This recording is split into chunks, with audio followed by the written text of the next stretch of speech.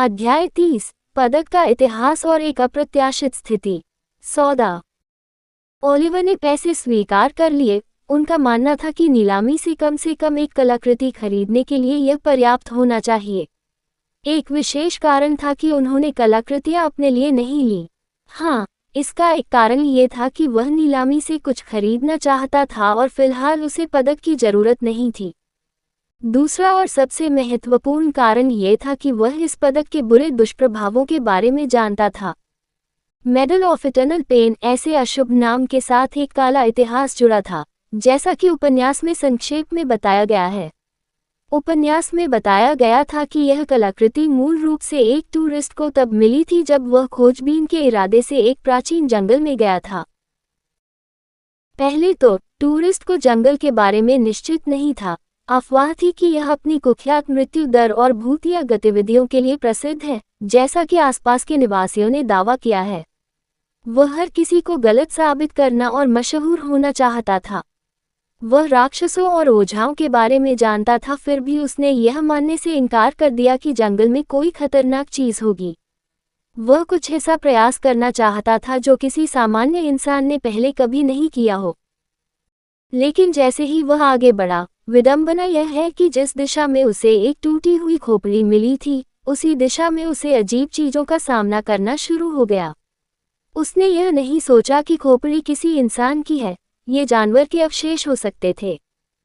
उसका मन कभी कभी उन चीजों के बारे में मतिभ्रम करता था जो दुनिया में मौजूद नहीं होनी चाहिए। जैसे ही वह चुपचाप चलता रहा, उसके मन में बहुत गहरे विचार छाने लगे।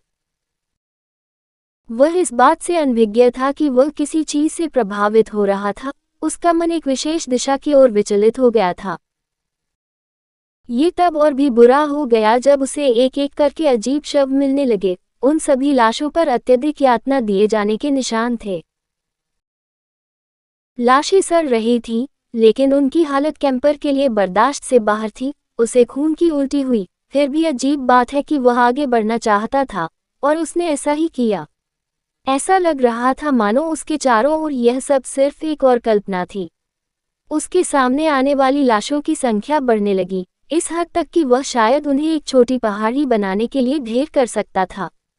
उन सभी में दर्द के भाव थे। ये स्पष्ट था कि उनमें से किसी को भी शांतिपूर्ण मृत्यु नहीं मिली थी। उसके दिमाग में अजीब मतिभ्रम तेज हो गया। एक अज्ञात नरभक्षी जनजाति के दृश्य एक के बाद एक उसके दिमाग में कौंधते रहे।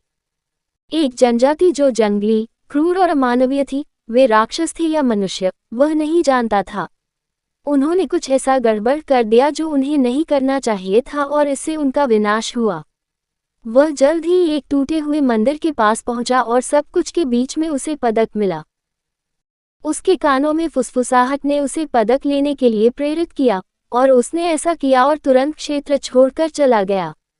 लेकिन अफसोस, वह जंगल छोड़ भी नहीं सका और धीरे धीरे मर गया। जब वह चलता रहा, तो पदक उसकी आत्मा पर लग गया। उसे पता ही नहीं चला। वह गंभीर दर्द में था, लेकिन उसके पैरों ने रुकने से इनकार कर दिया और जंगल के किनारे उसकी मृत्यु हो गई, जहां लोगों ने उसे देखा और उसका सामान निकाला। और इस प्रकार पदक भी दुनिया के सामने लाया गया। पदक जहां भी गया, दुर्भाग्य, दर्द और मौत लाया। यह शापित था। मनुष्यों की आत्माएं इस कलाकृति के लिए ईंधन की तरह थीं। लोग इसकी शक्ति के आकर्षण से नशे में धुत हो जाते थे और अंत में बुरी तरह मर जाते थे। यदि ऐसा था तो कोई समस्या नहीं थी, लेकिन वास्तविक समस्या यह थी कि प्रत्येक व्यक्ति जिसके पास कभी यह कलाकृति थी, उसने अपने परिवेश को अपरिवर्तनीय क्षति पहुंचाई। सामूहिक हत्या करना, रक्त फैलाना, यातना का प्रयोग करना। इस कलाकृति के मालिकों द्वारा सभी प्रकार के अमानवीय कृत्य किए गए थे। ऐसा तब तक नहीं हुआ जब तक लोगों के एक समूह ने उनकी मदद के लिए किसी विशेषज्ञ ओझा को नहीं बुलाया। ओझा ने उस कलाकृति को अपने हाथों में ले लिया और तुरंत उस चीज के अंदर विशाल काले एस्पेरा को महसूस किया। उन्होंने सामान्य मनुष्यों और ओझाओं दोनों के लिए खतरे का अनुमान लगाया और इस तरह कलाकृति को सील करके अपने घर में रखने का फैसला किया। उसने कलाकृतियों को नष्ट नहीं किया। उनका मानना था कि जब तक कोई इसे अजीब कलाकृतियों से प्रभावित हुए बिना सीमित रूप से उपयोग करता है, वे युद्ध में राक्षसों के खिलाफ इसका उपयोग कर सकते हैं। ओझा ने स्वयं कई युद्धों में भाग लिया था और इस प्रकार वह सामान्य मनुष्यों की तरह कलाकृति के भीतर अभिशाप से नहीं डरता था। लेकिन दुर्भाग्य से बाद में ओझा को राक्षसों ने मार डाला जब उन्होंने उसके घर पर घात लगाकर हमला किया और उसके साथ साथ उसके गांव को भी नष्ट कर दिया। तब से सीलबंद कलाकृति खो गई थी। ये सामान्य मनुष्यों के लिए एक साधारण पदक से अधिक कुछ नहीं था। ओझा ने अपने समय में केवल ये दर्ज किया था कि कलाकृतियों का क्या उपयोग है। उन्होंने उस समय जुड़े खतरों को लिखने के बारे में कभी नहीं सोचा। लेकिन सदियों से वे रिकॉर्ड धुंधले हो गए और विश्वसनीय नहीं रहे। और इस प्रकार लोग अब केवल ये जानते थे कि इस कलाकृति में क्या शक्तियां हैं, न कि इसमें क्या खतरे हैं।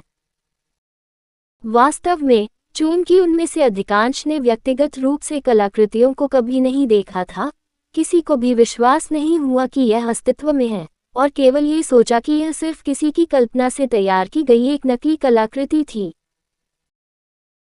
यही कारण है कि ओलिवर पैसे के बदले इस कलाकृति का व्यापार करना चाहता था। इससे जुड़ा जोखिम बहुत बड़ा था क्योंकि वह इस कलाकृति के एक बार भी उपयोग को संभालने के लिए पर्याप्त मजबूत नहीं था। ठीक है, आप रिसेप्शन से पैसे ले सकते हैं, वह इसे आपके कार्ड में जोड़ देगी। ओह रुको, क्या आपके पास पैसे ट्रांसफर करने के लिए कोई बैंक खाता भी है? उसने उत्सुकता से पूछा, जिस पर ओलिवर ने अपना सिर हिलाया। फिर आप पैसे तक कैसे पहुंचेंगे? वह अवाक होकर उसकी ओर देखती रही। दरअसल उन्होंने खुद इस बात पर विचार नहीं किया था। उसने सोचा कि जब वह नीलामी से कुछ खरीदेगा तो वह राशि काटने के लिए सीधे उन्हें काट दे सकता है। लेकिन व्यक्तिगत खाता होने से भविष्य में चीजें आसान हो जाएंगी। उसने मुस्कुराती हुई महिला की ओर देखा और आह भरी। नहीं, वो उससे पूछने के बजाय इसे स्वयं करना पसंद करेगा। वह एक डरावनी इंसान थी और उसके साथ कम संपर्क रखना ही बेहतर होगा। और मैं उसे उपन्यास से भी नहीं जानता, इसलिए वह एक छोटा सा सशक्त चरित्र होना चाहिए। ओलिवर को यकीन था कि वह उसके साथ खिलवाड़ नहीं करना चाहता था, कहीं ऐसा न हो कि वह गंभीर मुसीबत में पड़ जाए। मैं इसे खुद देख लूंगा, उसने कमरे से बाहर निकलते हुए कहा। लेकिन इससे पहले कि वह दरवाजे को छूने के लिए आगे बढ़ता, उसका शरीर अकड़ गया। उसे एहसास हुआ कि चाहे वह कितना भी बल प्रयोग करे, उसका शरीर हिल नहीं सकता। यह अभी भी अपनी जगह पर जमा हुआ था। क्या मैंने तुम्हें जाने की इजाजत दी? कहानी खत्म। अलविदा।